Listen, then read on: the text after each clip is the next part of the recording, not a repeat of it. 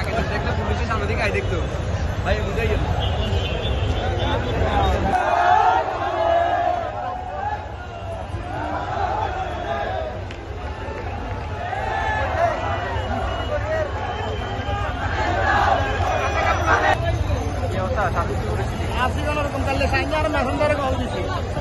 মিথ্যা মামলা জড়ানো হয়েছে,